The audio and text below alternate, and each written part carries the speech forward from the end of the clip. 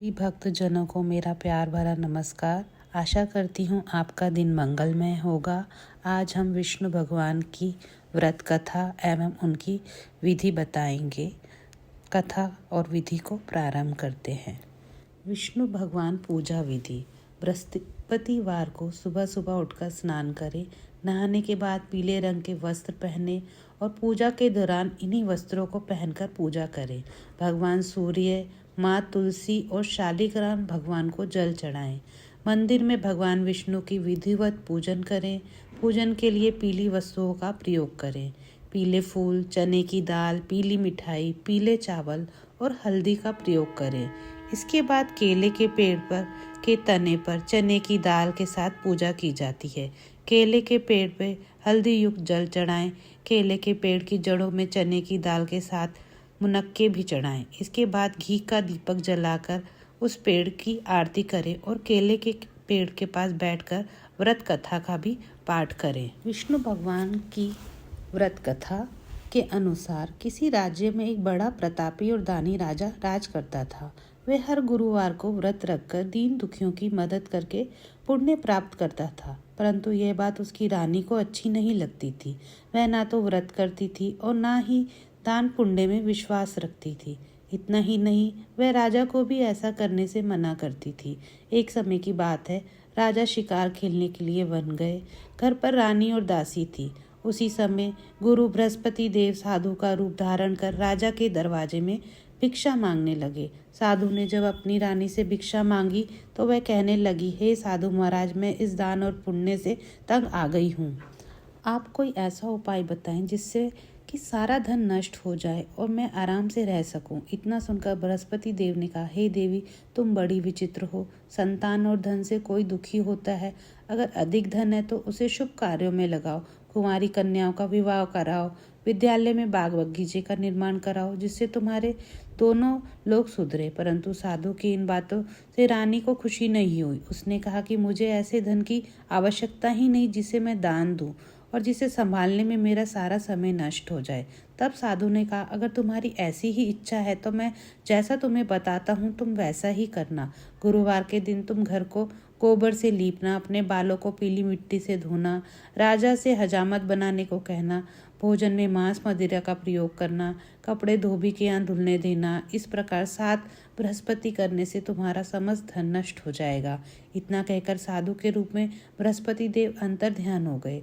साधु के अनुसार कही बातों को पूरा करते हुए रानी को केवल 3 बृहस्पतिवार ही बीते थे कि समस्त धन संपत्ति नष्ट हो गए। भोजन के लिए राजा का परिवार तरसने लगा। तब एक दिन राजा ने रानी से बोला, हे रानी, तुम यहीं रहो, मैं दूसरे देश को जाता हूँ, क्योंकि यहाँ पर सभी लोग तुम्हें जानते हैं। मैं इसलिए ऐसा कोई छोटा कार्य नहीं कर सकता। ऐसा कहकर राजा दूसरे देश चला गया। वह जंगल से लकड़ी काट लाता और शहर में बेचता। इस तरह वह अपना जीवन व्यतीत करने लगा। इधर राजा के प्रदेश जाते ही रानी और दासी दुखी रहने लगी। एक बार जब रानी और दासी को 7 दिन तक बिना भोजन के रहना पड़ा तो रानी ने अपनी दासी से कहा, हे दासी, पास ही के नगर में मेरी बहन रहती है। वह बड़ी धनवान है। तू उसके पास जा और कुछ ले आ, ताकि थोड़ी बहुत गुजर बसर हो जाए। दासी रानी की बहन के पास गई। उस दिन गुरुवार था। रानी की बहन उस समय बृहस्पति व्रत की कथा सुन रही थी। दासी ने रानी की बहन को अपनी रानी का संदेश दिया, लेकिन रानी की बड़ी बहन ने कोई उत्तर नहीं दिया। जब दासी को रानी की बहन से कोई उत्तर नहीं मिला तो वह बहुत दुखी हुई। उसे क्रोध भी आया। दासी ने वापस आकर रानी को सारी बात बता दी। यह सुनकर रानी ने अपने भाग्य को कोसा। उधर रानी की बहन ने सोचा कि मेरी बहन की दासी आई थी, परंतु मैं उससे नहीं बोली, इससे वह बहुत दुखी हुई होगी। कथा सुनकर और पूजा समाप्त करके वह अपनी बहन के घर आई और कहने लगी, हे बहन, मैं बृहस्पति का व्रत कर रही थी।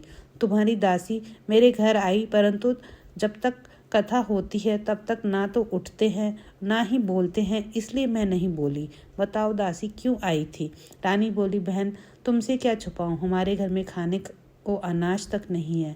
ऐसा कहते कहते रानी की आंखें भर आई। उसने दासी समेत पिछले 7 दिनों से भूखे रहने की पूरी बात अपनी बहन को बता दी। रानी की बहन बोली, देखो बहन, भगवान बृहस्पति देव सबकी मनोकामना पूर्ण करते हैं। देखो, शायद तुम्हारे घर में अनाज रखा हो। पहले तो रानी को विश्वास नहीं हुआ, परंतु बहन के आग्रह करने पर उसने अपनी दासी को अंदर भेजा तो सचमुच अनार से भरा हुआ एक घड़ा मिला। यह देखकर दासी को बड़ी हैरानी हुई।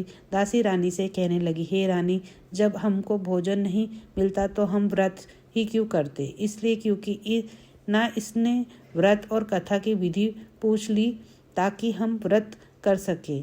तब रानी ने अपनी बहन से बृहस्पति व्रत के बारे में पूछा। उसकी बहन ने बताया कि बृहस्पति के व्रत चने की दाल और मुनक्का केले की जड़ में अर्पित करने चाहिए और दीपक जलाना चाहिए।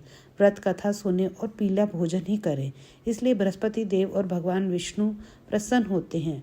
व्रत और पूजा की विधि बताकर रानी की बहन अपने घर लौट आई। 7 दिन के बाद जब गुरुवार आया तो रानी दासी ने व्रत रखा।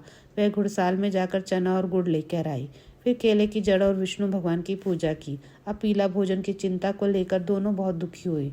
चूंकि उन्होंने व्रत रखा था, इसलिए बृहस्पति देव उनसे प्रसन्न थे। वह एक साधारण व्यक्ति के रूप धारण करके 2 थालों में पीला भोजन दासी को दे गए। भोजन पाकर दासी प्रसन्न हुई और रानी के साथ मिलकर भोजन ग्रहण किया। उसके बाद वह ही सभी गुरुवार को व्रत और पूजा करने लगी। बृहस्पति देव की कृपा से उनके पास फिर से धन संपत्ति आ गई, परंतु रानी फिर से पहले की तरह आलस्य में रहने लगी। तब दासी बोली, देखो रानी, तुम पहले भी इस प्रकार आलस्य करती थी। तुम्हें धन रखने में कष्ट होता है, इस कारण सभी धन नष्ट हो गया, और अब जब देव बृहस्पति की कृपा से धन मिला है तो तुम्हें फिर से आलस्य होने लगा है। रानी को समझाते हुए दासी कहती है कि बड़ी मुसीबतों के बाद हमने धन पाया है, इसलिए हमें दान पुण्य करना चाहिए, भूखों को भोजन कराना चाहिए, धन को शुभ कार्यों में खर्च करना चाहिए। इससे तुम्हारे कुल का यश बढ़ेगा, स्वर्ग की प्राप्ति होगी और पितृ प्रसन्न होंगे। दासी की बात मानकर रानी अपना धन शुभ कार्यों में खर्च करने लगी। इससे पूरे नगर में यश बढ़ने लगा। बृहस्पति व्रत कथा के बाद श्रद्धा के साथ आरती की जानी चाहिए। इसके बाद प्रसाद बांटकर सबको ग्रहण करना चाहिए। बोलो बृहस्पति देव की जय। सभी भगवान आपकी सभी मनोकामनाएं पूर्ण करें।